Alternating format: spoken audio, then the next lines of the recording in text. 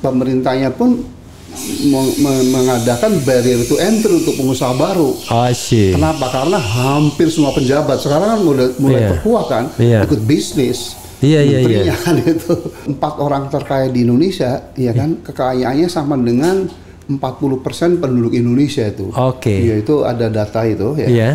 Jadi dan dilihat dari koefisien Gini pun kita masih 0,4 sekian kan.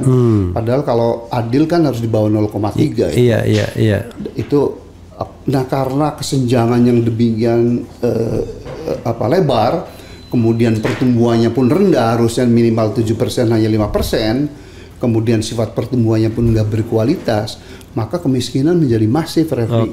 Jadi ini menurut saya berdosa besar nih teman-teman BPS atau siapapun yang melaporkan presiden ya.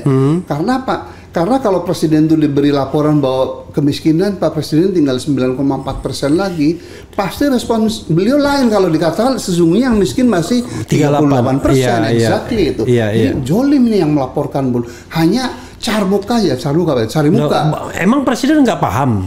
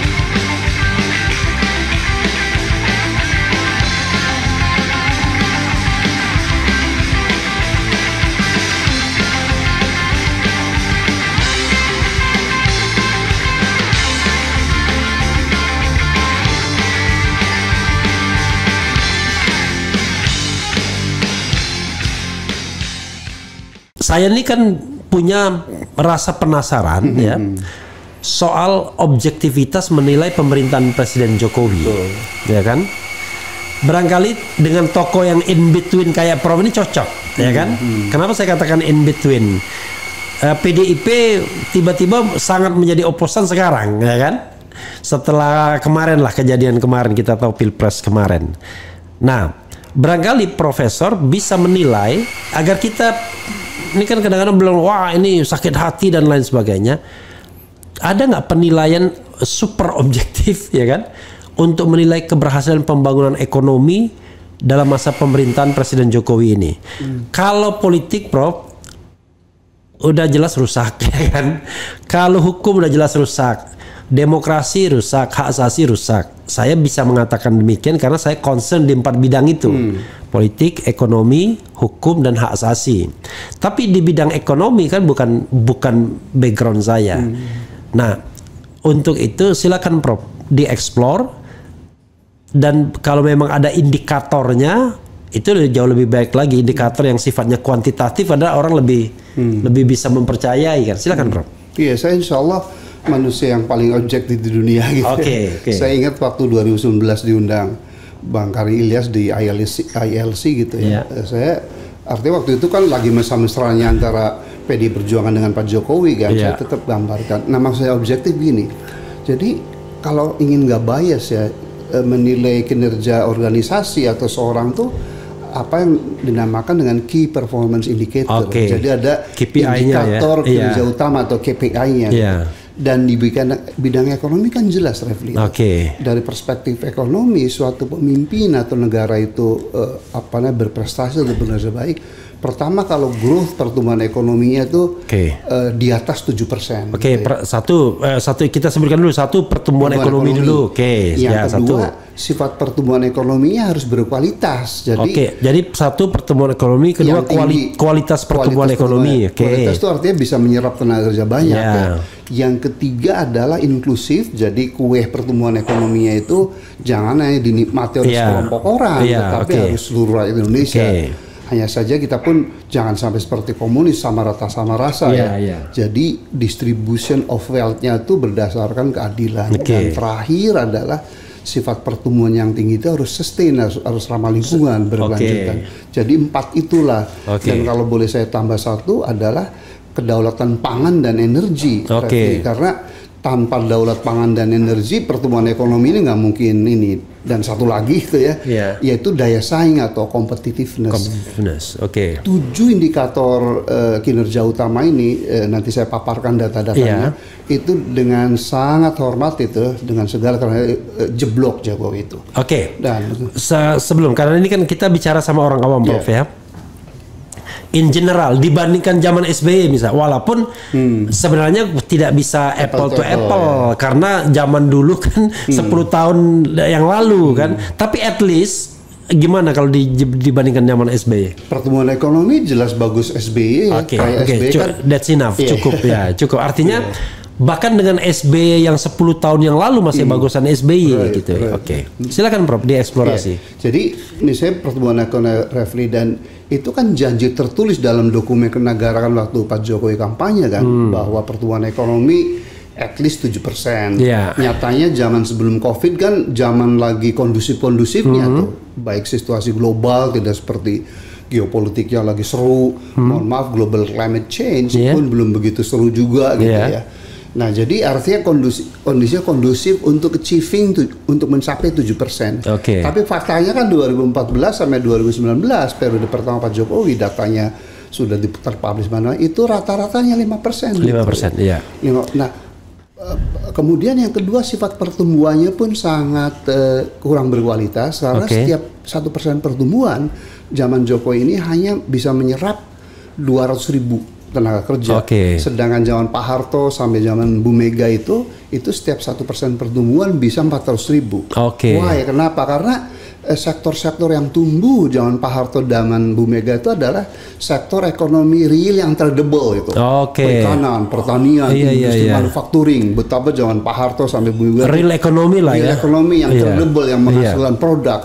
Zaman si Pak Jokowi kan banyaknya sektor jasa. Kayak model Nadiem tuh, Gojek supply chain yang mempercepat distribusi aja. Tetapi the production dan manufacturing itu lemah. Makanya itu tercermin pada kontribusi sektor manufacturing, zaman atau mengandalkan ekstraktif gitu. Exactly. Dan lompat ke sektor tersier, jasa itu, anak-anak muda kita. Padahal kalau negara mau maju kan harusnya yang utama basis di sektor sekunder, itu sektor manufacturing, pengolahan gitu. Ini ini karena malas. Nah, kenapa demikian? Karena fakta ini sekarang kan makin terkuat. Karena anak muda yang pandai itu mau cari easy money aja. Exactly. And pemerintahnya pun mengadakan barrier to entry untuk pengusaha baru. Kenapa? Karena hampir semua pejabat sekarang kan mulai terkuat kan, ikut bisnis. Menterinya kan itu, menteri investasi kan ikut bisnis. Jadi semua menteri bidang ekonomi itu pedagang semua itu. Pedagang semua. Kata Rizal Ramli itu peng-peng, penguasa sekaligus pengusaha. Nah, ini yang menurut saya bandit-bandit negara. Kenapa ya? Karena presiden, menteri, gubernur, bupati supposed to be wasit kan, supposed to be regulator. Jadi wasit yang adil, regulator yang bisa menciptakan iklim investasi yang kondusif adalah yang tidak punya vested interest kan. Ini ada. Nah, coba kasus Timah semua kan di backing oleh pejabat kan. Kasus nikel gitu ya. Dan semua lah saya kira itu datanya udah public domain ya, nggak perlu takut gitu ya. Semua ikut.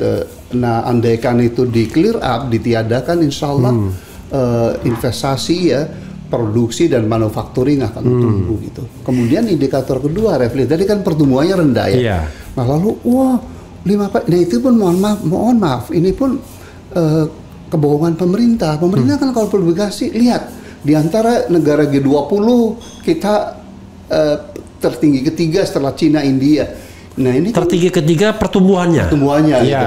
Nah, kan lalu membandingannya dengan model Amerika, negara-negara Eropa Barat gitu, Jepang. Ini mah kayak nganggap semua orang Indonesia bodoh. Nah, padahal kan udah sunatullah, udah hukum alam bahwa kalau negara yang sudah makmur maju pasti pertumbuhannya menurun karena sudah jenuh, daya dukungnya udah ini. Tetapi kan jumlah absolutnya besar gitu. Yeah. Nah harusnya kalau mau fair, mau apple to apple, bandingkanlah dengan negara-negara yang stage of development-nya, tahapan membangunnya mirip kita. Misalnya Vietnam, Kamboja, Myanmar, India sendiri tumbuh 8% gitu selama periode Jokowi pertama tuh ya. Jadi itu juga yang saya harap ya, karena kita udah berjuang tetap Pak Prabowo dan Pak Gibran yang kira-kira akan dilantik ya, kita hanya bisa berdoa kan supaya beliau dapat hidayah, hilangkan enough is enough ya, kebohongan, kezaliman yang ada di rejim 10 tahun terakhir ini. Untuk beliau benar-benar merasa jadi presiden itu God chosen, pilihan Allah kan. Hanya satu orang dari 280 juta itu. Itu God chosen atau istidroj? kalau nanti orang mengatakan wah ini kalau God chosen artinya takdir Tuhan ya. Takdir. Sedangkan itu berupa istidroj ya tinggal berkaca definisi istidroj kan juga Refli, kalau ada seseorang yang durhaka sama Allah, zolim bahkan menentang Allah, tapi karir duniawinya itu moncer itu namanya istidroj. Cuman sayangnya termasuk misalnya kalau kita pemilu curang tapi menang istidroj. Oke, tadi pertumbuhan, pemerataan, kualitas pertumbuhannya tidak menyerap tenaga kerja yang banyak. Betul. Kemudian ownership-nya atau beneficiaries-nya jadi penikmat pertumbuhan itu ya. Bayangin hanya segelintir orang muter di situ-situ aja. Bayangin menurut data Oxfam International terakhir tahun 2023, 1% orang kaya Indonesia itu total kaya 1% nih, sama dengan 50% kekayaan negara Indonesia ini. 50% kekayaan negara. Iya, kekayaan. Jadi hanya 1% orang terkaya di Indonesia itu. 50% kekayaan negara Indonesia. Total kekayaannya sama dengan 50% kekayaan Indonesia. Kan berapa angkanya itu? Sekali. Itu angkanya yang ada data pastinya gini. 4 orang terkaya di Indonesia, ya kan, kekayaannya sama dengan 40% penduduk Indonesia itu. Ya itu ada data itu ya. Jadi dan dilihat dari koefisien Gini pun kita masih 0,4 sekian kan. Padahal kalau adil kan harus di bawah 0,3 ya. Iya. Itu karena kesenjangan yang demikian lebar, kemudian pertumbuhannya pun rendah, harusnya minimal 7% hanya 5%, kemudian sifat pertumbuhannya pun nggak berkualitas, maka kemiskinan menjadi masif, Refli. Kalau menurut BPS tahun 2023 data terakhir ya, yang miskin kita kan katanya sudah 9,4% saja atau sekitar 26,5 juta orang, Refli. Tapi garis kemiskinannya setelah saya lihat, rendah sekali. Jadi garis kemiskinan versi BPS kan hanya 580.000 per orang per bulan. Kalau Refli dan para pemirsa podcast yang baik ini lihat definisi garis kemiskinan, adalah sejumlah uang yang cukup bagi seorang Indonesia untuk membeli 5 kebutuhan dasar, itu pangan, sandang, rumah, kesehatan dan pendidikan. Ini untuk makannya sebulan. Saya tanya kalau ngajar di Uncen lah, di Syakwala lah, di seluruh Indonesia, saya tanya kalian cukup nggak sekali makan 3.500? Hampir nggak ada yang bilang, atau semua nggak ada yang nggak cukup, Pak Rohmin gitu. Katakanlah cukup, berarti sehari kan 3 kali makan, 10.500, katakanlah 10.000 lah. Berarti sebulan perlu 300.000. Kalau gitu untuk 4 kebutuhan dasar lainnya itu sandang, rumah, kesehatan dan pendidikan hanya 280.000, which is tidak cukup gitu ya. Jadi kalau yang realistis dan tidak munafik itu garis kemiskinannya yang didefine oleh Bank Dunia, Refli. Berapa? $3,2 per orang per hari.